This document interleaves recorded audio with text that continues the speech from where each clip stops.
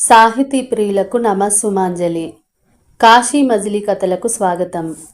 మధిర సుబ్బన్న దీక్షితులు రచించిన కాశీ మజిలీ కథలు 26వ భాగం 14వ మజిలీ.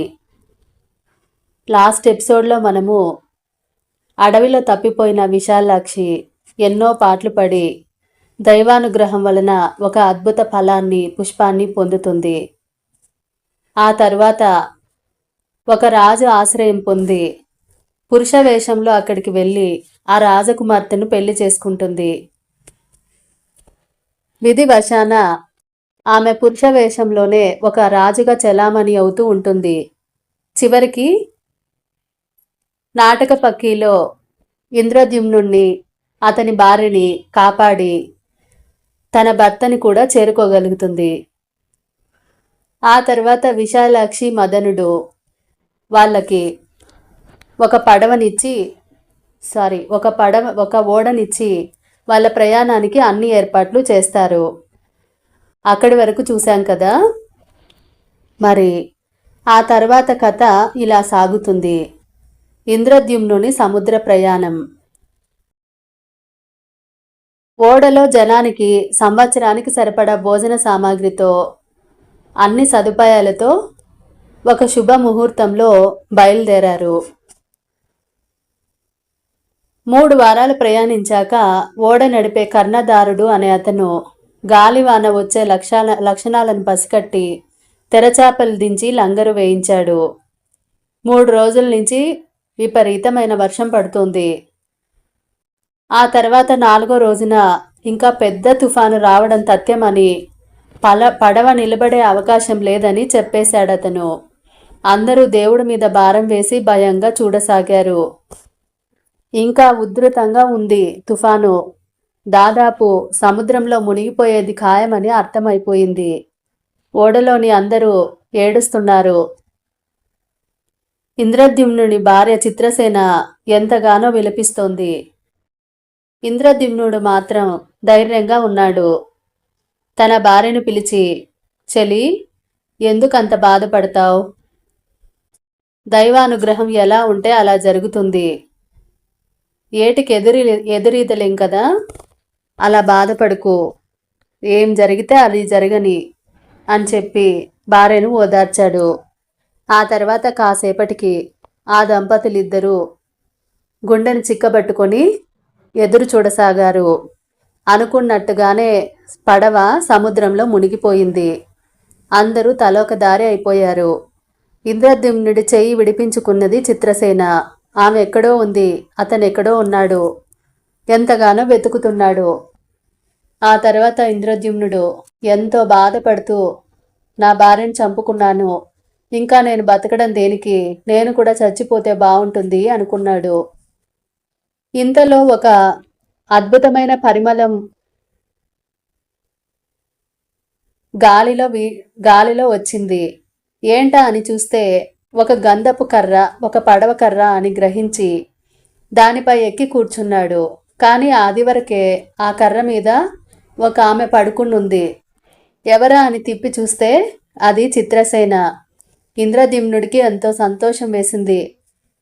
ఆమెను ఒడిలోకి తీసుకుని లేపాడు. ఆ తర్వాత చిత్రసేనకు మెలకువ వచ్చింది. ఇద్దరు ఆ కర్ర మీదే ఉన్నారు. వాళ్ళు తిన్న ఫలాలు ఎంతో గొప్పవి కాబట్టి, ఆ ఫలం తిన్న తర్వాత ఆకలి దప్పులు వేయవు కాబట్టి వాళ్ళకేమీ తెలియలేదు. ఆకలి దప్పులు వేయలేదు. అలా ఎన్ని రోజులు గడిచాయో తెలీదు. ఆ తర్వాత ఒకరోజు పడవ ఒడ్డుకి చేరింది. భూమి కనపడగానే వాళ్ళ ఆనందానికి అవధులే లేవు. వాళ్ళ ఆ దేశంలో తిరగటానికంటే ముందు ఆ గంధపు కర్రని ఒడ్డుకి ఈడ్చుకొచ్చి ఒక దగ్గర గుర్తుగా దాచారు. ఆ తర్వాత వాళ్ళు ఆ దేశంలో తిరుగుతుంటే ఏదో సందడి వినపడింది. ఆ దేశం ఏదో తెలుసుకుందామని ఒక అతని దగ్గరికి వెళ్ళి, ఈ సేన ఎవరిది, ఈ దేశం ఏది, ఇది ఏ సంవత్సరం, ఈరోజు తిథి వార నక్షత్రాలేమిటి అంటూ వరుస ప్రశ్నలు వేశాడు. అతడు ఆశ్చర్యపోయాడు. ఆ తర్వాత ఇలా చెప్పాడు, ఇక్కడ ఇంద్రద్యుమ్న మహారాజు కుమారులైన విజయుడు వేంచేశాడు. ఈ సేన అంతా అతనిదే. అతను తన పటాలంతో బయలుదేరి తన తండ్రి తల్లిదండ్రుల కోసం వెతుకుతున్నాడు. ఇది చిత్రబాను సంవత్సరం. ఈరోజు ఆషాఢ శుద్ధ పాడ్యమి, శుక్రవారం, పునర్వసు నక్షత్రం అని బదులు చెప్పాడతను. రాజు ఆశ్చర్యపోయి భార్యతో, విన్నావా, మన విజయుడు మనల్ని వెతుకుతూ ఇక్కడికి వచ్చాడట. అంతా ఆ భగవంతుని లీల. వీడు చెప్పిన దాన్ని బట్టి మనం 3 సంవత్సరాల కిందట ఓడెక్కాం. పద పద, ఇప్పటికే చాలా ఆలస్యమైంది, వెంటనే మన విజయుణ్ణి కలుసుకుందాం అంటూ అక్కడ ఉన్న గూడారాల్లోకి వెళ్ళబోతుంటే ద్వారపాలకులు అడ్డగించి, అయ్యా, ఇప్పుడే కాశీరాజుగారు, మలయాళ దేశపు రాజుగారు లోపలికి వెళ్ళారు, తమరిప్పుడు వెళ్ళటానికి సమయం కాదు అని అన్నారు. దాంతో ఇంద్రద్యుమ్నుడు కోపగించుకుంటూ, వెళ్ళి మీ తండ్రి ఇంద్రద్యుమ్నుడు వచ్చాడని చెప్పు అన్నాడు రాజు. ఆ సేవకులు తెల్లబోతూ, మహారాజుగారా, క్షమించండి, మీరు ఈ వేషంలో ఉన్నారేమిటి, అందుకే గుర్తుపట్టలేదు అని వెళ్ళి వెంటనే విజయుడిని పిలుచుకొని వచ్చారు.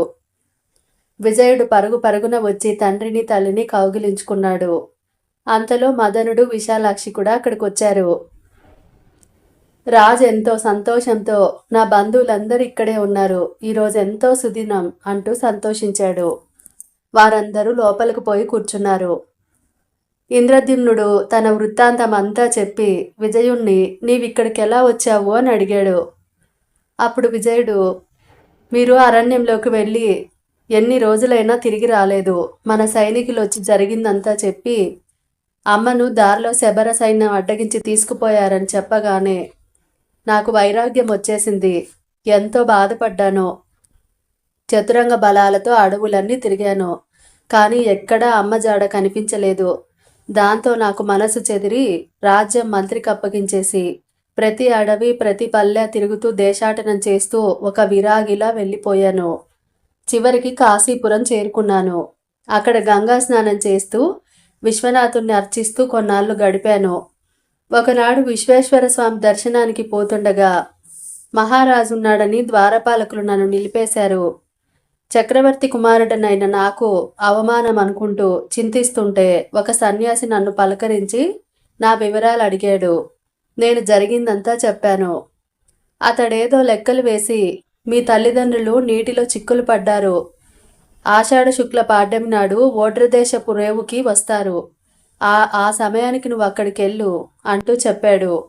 నేనెంతో సంతోషించి మర్నాడే నేను మన ఊరికి బయలుదేరిపోతుండగా ఆ ఊరిలో ఏదో అల్లకల్లోలం బయలుదేరింది. ఆ దేశపు రాజుగారైన హేమాంగదుని అల్లుడు కూతురు వచ్చి కోటలో ప్రవేశించి శత్రురాజును వెడల్గొడుతున్నారు, వాళ్ళు పారిపోతున్నారు అనే విషయం తెలిసింది.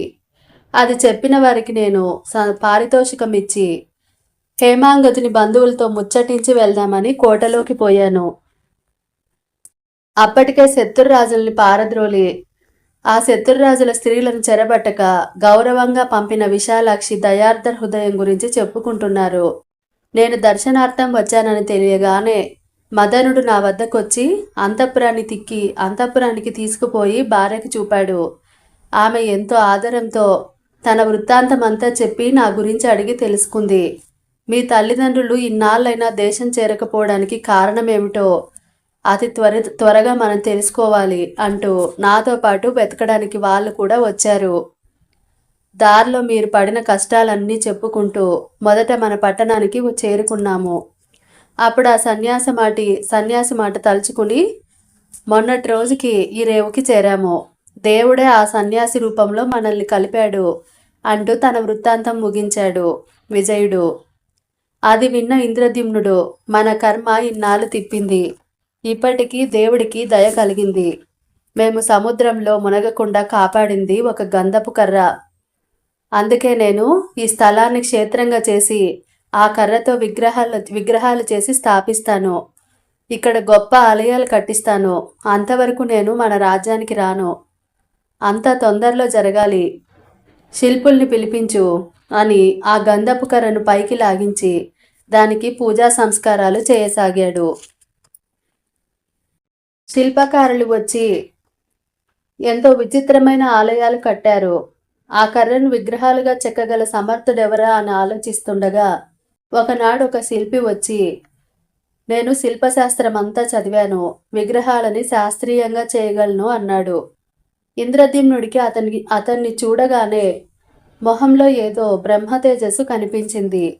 అతను తప్పకుండా మంచి విగ్రహాలు తయారు చేస్తాడనే నమ్మకం కుదిరింది. వెంటనే అతడితో, విగ్రహాలు తయారు చేయడానికి నీకు ఎలాంటి సామాగ్రి కావాలి అని అడిగాడు. అతను, ఏమీ అక్కర్లేదు, ఈ విగ్రహాలున్న చోట తెర వేసుకుని రహస్యంగా చేస్తాను. పూర్తయ్యాయని చెప్పే వరకు తెర లోపలికి ఎవ్వరూ రాకూడదు, వస్తే ప్రమాదం అని అన్నాడు. రాజు అందుకి అంగీకరించాడు. ఆ శిల్పికి ఒక రహస్య స్థలం ఏర్పరిచాడు. శిల్పి విగ్రహాలు చెక్కడం మొదలు పెట్టినప్పటి నుంచి ఇంద్రద్యుమ్నుడు ప్రతిరోజు బ్రాహ్మణులకి కొమ్ములకి డెక్కలకి బంగారం ముంచిన గోవులని దానం చేయసాగాడు. గోవుల డెక్కల రాపిడి చేత ఆ నేలంతా పల్లమయ్యి చివరికి చెరువయింది. మణిసిద్ధుడు గోపాలని ఉద్దేశించి, గోపా, అదే ఇంద్రద్యుమ్నం, ఆ సరస్సులోనే మన స్నానాలు చేశాం. 2-3 సంవత్సరాలు గడిచినా ఆ శిల్పి తెర తీయలేదు. ఆలయాలు సిద్ధంగా ఉన్నాయి, విగ్రహాల పని పూర్తి కాలేదు. శిల్పి యువతలకి రాలేదు. బతికున్నాడో లేదో అన్న అనుమానం వచ్చింది రాజుకు. ఇన్నాళ్ళు ఊరుకోవడమే తప్పు అనుకుంటూ ఒక సాయంకాలం పూట కాస్త తెర ఎత్తి తొంగి చూశాడు. అంతే, అంతలోనే అతడు మాయమైపోయాడు. అక్కడెవ్వరూ కనిపించలేదు. విగ్రహాలు మాత్రం చేతులు కాళ్ళు లేకుండా మిగిలిన అవయవాలని చెక్కబడి ఉన్నాయి. అవి చాలా చక్కగా ఉన్నాయి. ఈ విగ్రహాలను ఎవరు పూర్తి చేయగలరని అతను ఏడుస్తూ ఉంటే దేవుడు కలలో కనిపించి, చింతించకు రాజా, నేను ఇలాంటి రూపంలోనే భూమి మీద జగన్నాథ స్వామి అనే పేరుతో ప్రసిద్ధి చెందుతాను. నీ కీర్తి భూమి మీద స్థిరంగా ఉండిపోతుంది. నీ భక్తికి మెచ్చాను అని అన్నాడు. ఆ విషయం అందరికీ చెప్పి ఆ స్వామికి తనపై గల ప్రేమకి సంతోషిస్తూ ఇంద్రద్యుమ్నుడు విగ్రహ స్థాపనకు శుభలగ్నం తెలుసుకునేందుకు యోగబలంతో సాక్షాత్తు బ్రహ్మలోకానికి వెళ్ళాడు.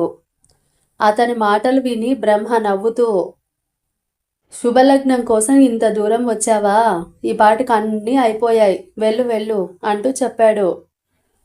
రాజు అనుమానంతో అలా ఎలాగా అని అడిగాడు. భూలోకంలో సమయానికి దేవలోకంలో సమయానికి చాలా వ్యత్యాసం ఉంటుందని, నువ్వు ఇక్కడికి వచ్చి చాలా ఏళ్ళు అయిందని చెప్పాడు. రాజు మళ్ళీ వచ్చి చూసేసరికి స్వామి మరొక ఆలయంలో స్థాపించబడి అద్భుతమైన ఉత్సవాలను అనుభవిస్తున్నాడు. అక్కడ తనకి తెలిసిన వాళ్ళెవ్వరూ లేరు. ఆలయంలోకి పోబోతే కావలివారు అడ్డుకున్నారు. ఇదేమి కర్మ, నేను మహారాజునని ఎంత చెప్పినా వాళ్ళు వినిపించక తోసేస్తున్నారు అనుకుని ఎంతో బాధపడ్డాడు. అప్పుడు అతను సముద్ర తీరానికి పోయి భక్తితో స్వామిని ధ్యానించగా దేవుడు ప్రత్యక్షమయ్యి, రాజా, చింతింపకు, కారణాంతరాల వల్ల నేను నువ్వు రాకమునిపే ప్రతిష్ఠించబడ్డాను. ఏటేటా ఇక్కడికొచ్చి ఉత్సవాలు పొందుతాను.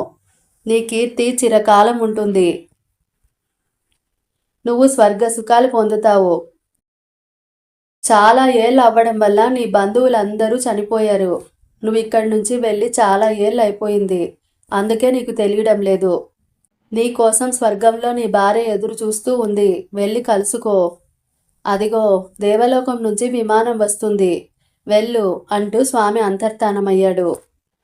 విమానం తన దగ్గర నిలిచేసరికి అతను భక్తిపూర్వకంగా దానినెక్కి దివ్యమైన వస్తువులు ధరించి దేవదూతలు సేవిస్తూ ఉంటే స్వర్గానికి వెళ్ళాడు. మణిసిద్ధుడు కోటప్పను చూస్తూ, గోపా, అందువలన జగన్నాథుని రూపం అలా ఉంది.